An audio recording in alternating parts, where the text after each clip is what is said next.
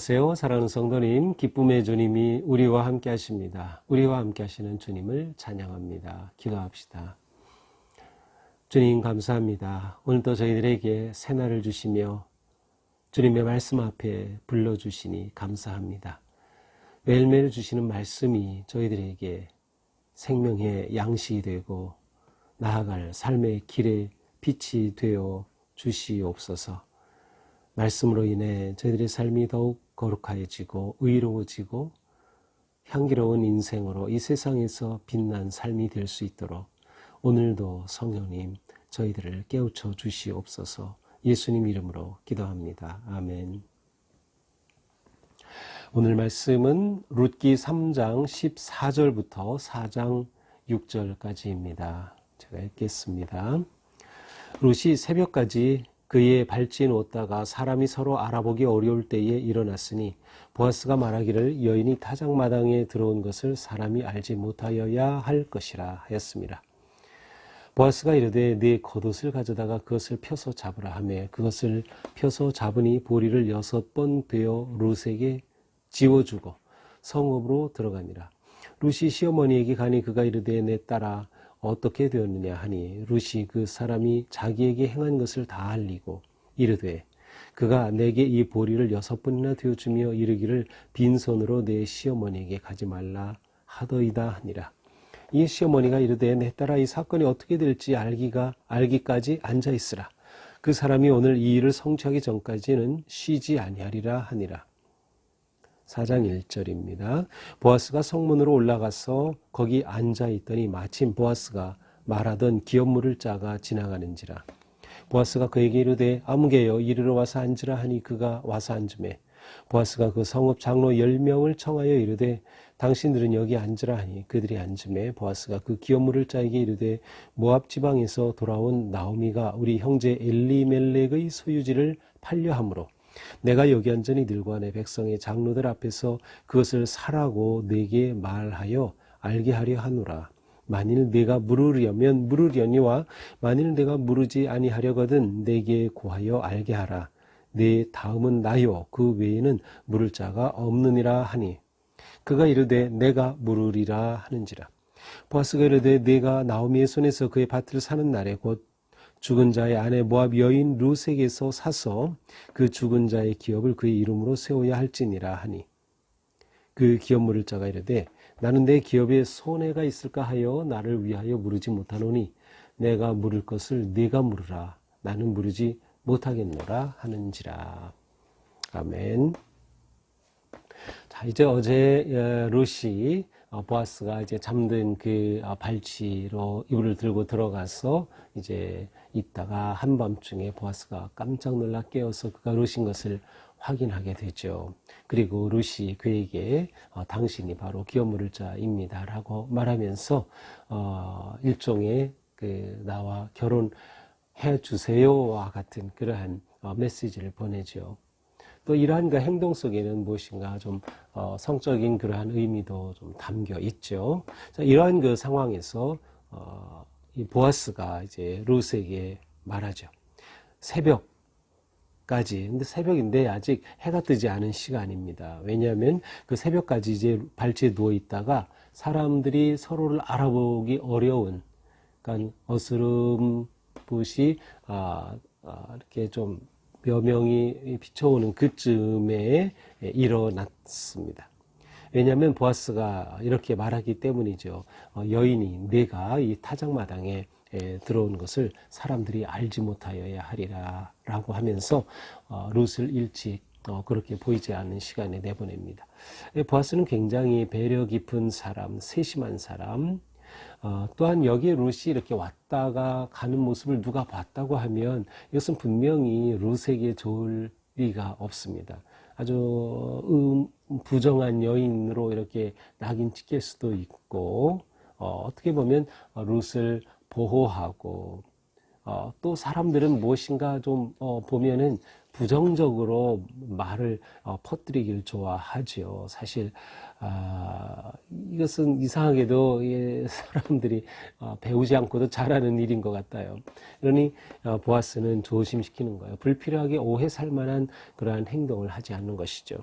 그래서 이제 정말 이른 새벽에 룻이 일어나서 돌아오게 됩니다. 그런데 그때 보아스가 룻을 그냥 보내지 않고 겉옷을 펴게 하고 따로 보자기나 자루가 없으니 겉옷을 펴게 하고 거기에 보리를 이렇게 타작한 보리죠. 그것을 6번 데워줍니다. 그리고 룻은 그것을 지고 갑니다. 지고 갔다는 표현을 통해서 이 양이 꽤 많다는 것을 알 수 있어요.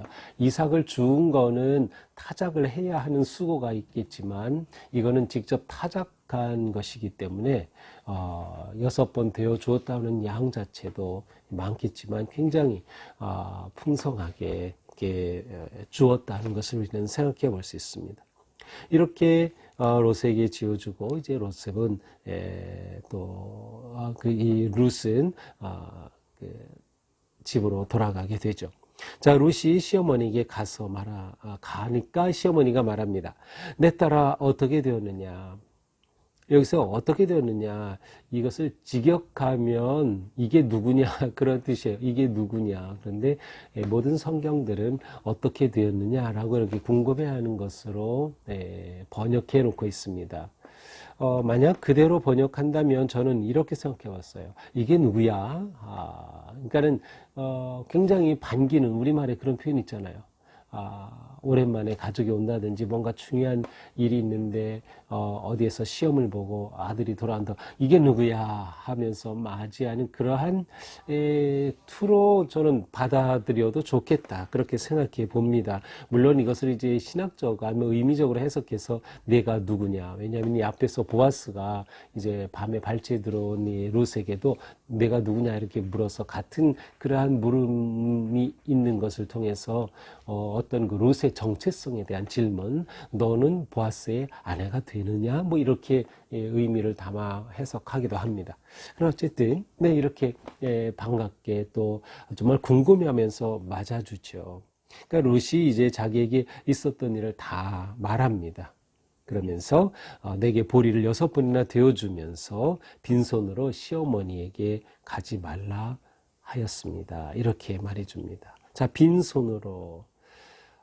나오미가 어떻게 베들레헴으로 고향으로 돌아옵니까? 남편 죽고 아들 죽고 세 생과부가 한 집안에 동시에 생겼고 그때 이 두 며느리에게 친정으로 가라고 했지만 룻이 붙쫓을 때 룻과 함께 돌아오죠. 그때 이 나오미는 그야말로 내가 빈손으로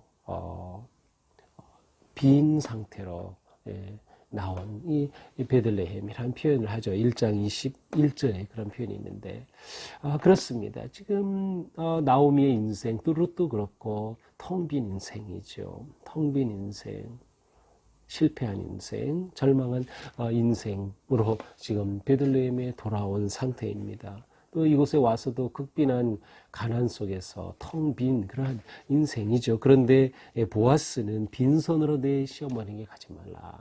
얼마나 배려하고 돌보는 마음이 큽니까? 다시 말하면 내 어머니의 빈 곳을 내가 채워드려라. 빈 곳을 내가 채워드려라. 또한 보아스는 이렇게 함으로 룻의 빈 자리, 룻의 빈 마음도 채워주는 것이죠. 이렇게 보아스는 빈 손을 채워줄 책임감이 있는 사람, 정말 돌보는 그러한 사람이었어요. 이렇게 6번이나 되어줬다는 것은 룻에 대해서 이 보아스가 굉장히 긍정적으로 반응하는 것이고, 어떤 분들이 이것을 좀 더 나아간 것으로 약속의 징표처럼 이렇게 해석하기도 하는데 뭐 어떻게 받아들였든 룻이 어쨌든 이렇게 자기를 배려해 주는 것을 받아들였을 때 룻의 마음은 평안해지고 안정감을 찾았을 것 같아요. 물론 보아스가 첫 번째 기업물자가 아니었기 때문에 그러한 두려움은 또 조바심이 있겠지만 말이죠. 자, 이렇게 시어머니에게 모든 걸 이야기해 줍니다. 그러자 시어머니가 말하죠. 내 딸아, 이 사건이 어떻게 될지 알기까지, 이제 결론이 내기까지 너는 앉아 있으라. 샤브, 앉아 있으라. 가만히 있어라. 잠잠히 기다려라. 그러한 말을 해줍니다. 그 사람이 오늘 이 일을 성취하기 전에는 쉬지 하리라 하니라. 보아스가 아마 이 일을 빨리 끝내려고 일을 진행시킬 것이다. 보아스에 대해서 잘 알고 있었던 나오미의 말입니다.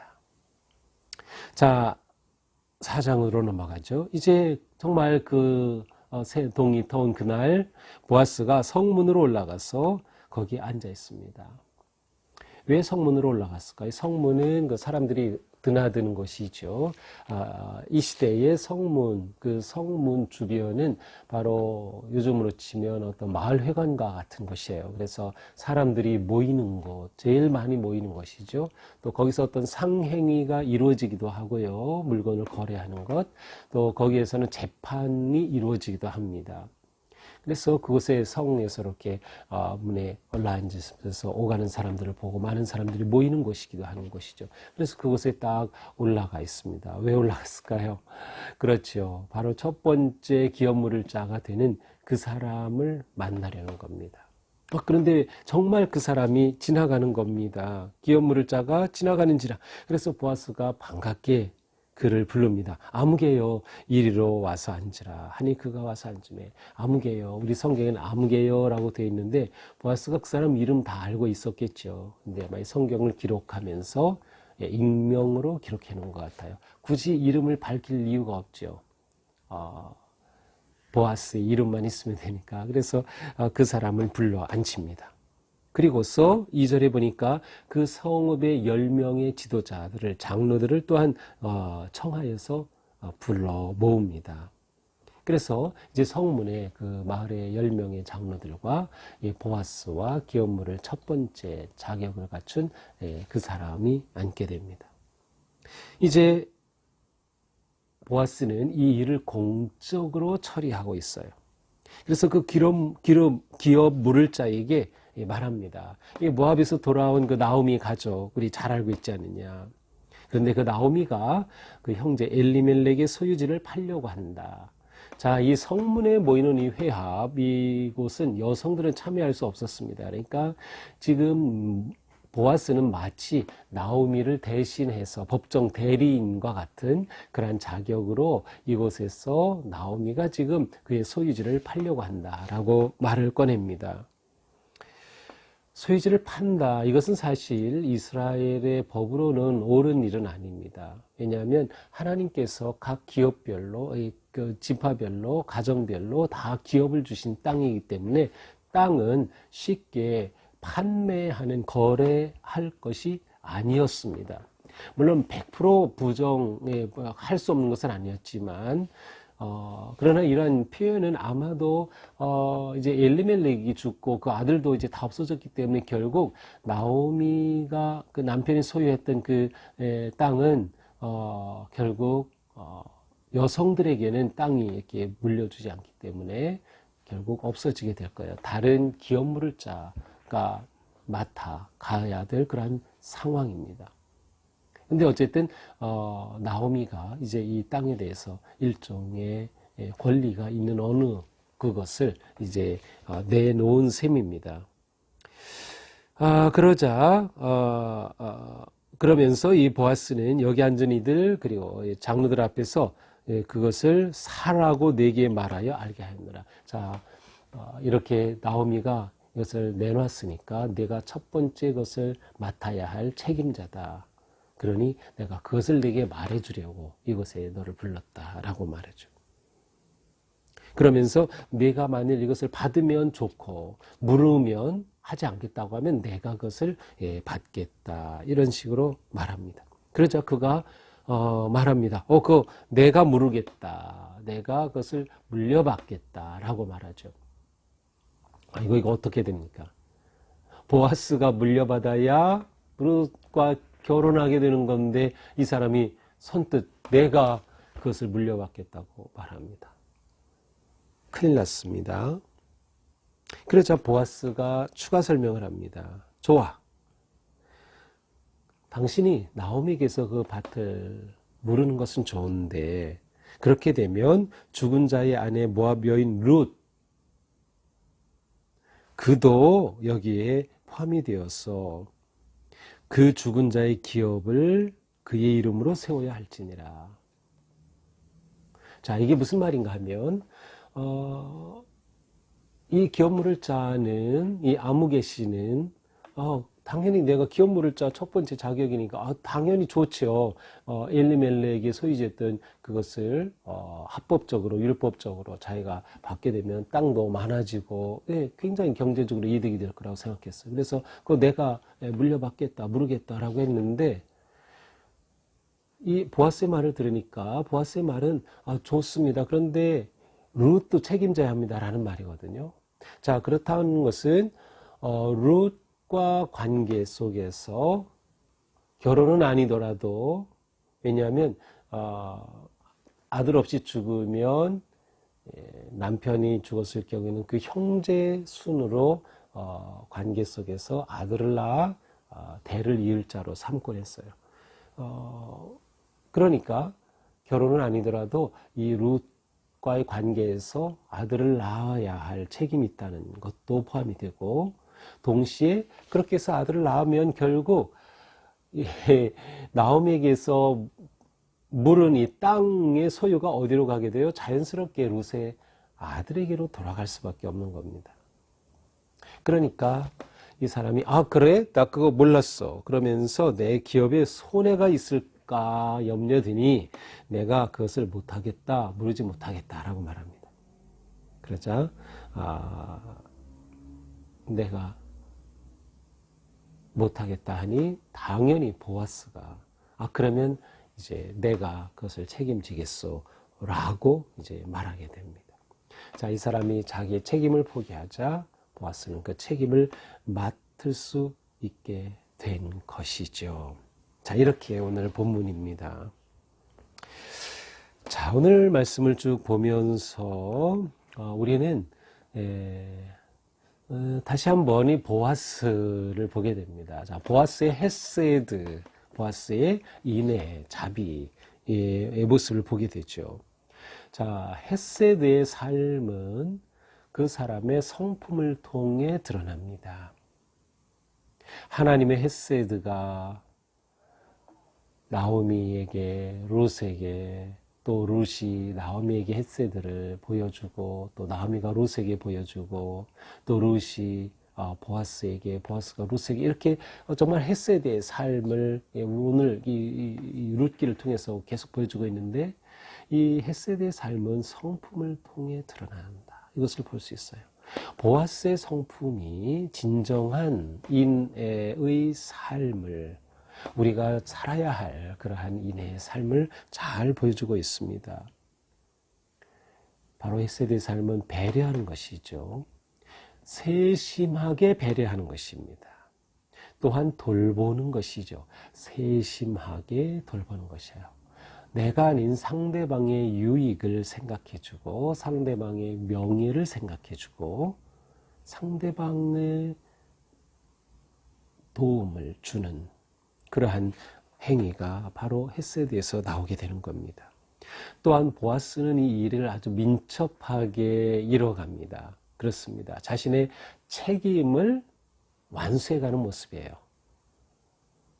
성격이 급해서가 아니라 책임 맡은 것은 분명하게 이루어가고 해결해 가는 그런 모습이죠.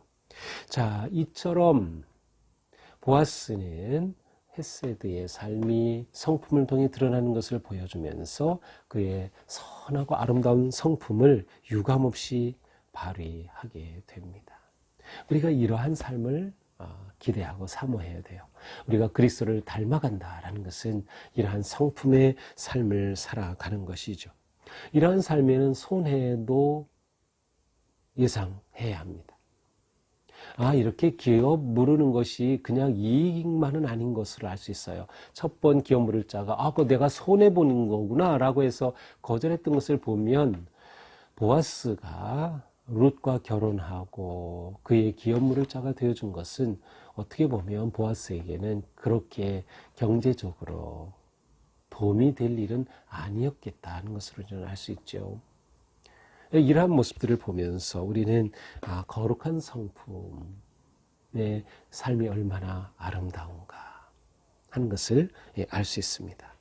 자, 또한 나오미는 룻에게 자, 이 일이 어떻게 되는지 한번 결과를 우리 지켜보자 하면서 앉아 있으라, 잠잠히 있으라 라고 말합니다. 다시 말하면 우리는 모든 일에 하나님을 신뢰하고 기다릴 수 있어야 한다는 거예요. 하나님을 신뢰하고 기다릴 수 있어야 한다. 나오미는 하나님이 일하실 것을 신뢰했습니다. 또한 최선을 다한 룻은 하나님을 신뢰함으로 기다릴 수 있었던 것이죠. 우리가 하나님은 쉬지 않고 일하시는 분이라는 것을 신뢰하고 하나님은 나를 아시며 나를 위한 선한 계획을 가지고 계심을 우리가 안다면 우리는 우리가 할 일을 다 한 후에 기다리며 잠잠한 시간을 보낼 수 있어야 합니다. 이러한 시간이 우리에게는 카이로스의 시간이 되는 겁니다. 그냥 흘러가는 시간이 아니라 의미 있고 거룩한 시간이 되는 거죠. 나오미와 룻은 전날 밤 꼬박 밤을 새웠을 겁니다. 카이로스의 시간을 지내면서 인생의 대역전으로 일하시는 그 하나님의 인도하심에 신뢰함으로 잠잠히 기다리는 시간을 가지고 있는 거죠. 오늘 우리 살아갈 동안에 정말 우리가 거룩한 성품으로 사람들을 대하고 그렇게 생각하고 판단하고 결정하고 선택하며 또한 그렇게 하나님을 의지함으로 또 기다릴 수 있는 정말 우리 안에 조바심이 있는 일들이 많이 있어요. 그런데 하나님께 맡기면서 기다리고 잠잠히 바라볼 수 있는 그러한 잠잠의 영성도 우리가 함께 갖춰가는 그런 하루가 될 수 있기를 주님의 이름으로 축복합니다. 기도합시다. 하나님, 저희들의 삶은 하나님의 돌보심과 사랑과 인애가 아니면 이어질 수 없고 행복할 수 없음을 고백합니다. 하나님의 그 사랑이 오늘도 저희들을 이끌어 가시며 비록 삶의 고난과 위기와 역경, 어려움, 때로는 아픔과 또 질병 가운데 있다 하더라도 저희들은 절망하거나 두려워하지 않고 더욱 하나님을 의지하며 잠잠함으로 하나님 주시는 평안을 누릴 수 있음을 감사드립니다. 주님, 오늘 하루 사는 동안에도 저희들이 잠잠히 하나님을 바라고 기다리며 또한 거룩한 성품의 삶을 살아갈 수 있도록 인도하여 주시옵소서. 예수님 이름으로 기도합니다. 아멘. 네, 오늘도 주님의 은혜 안에서 우리의 삶이 거룩하기를 또 향기롭기를 축복합니다. 사랑합니다.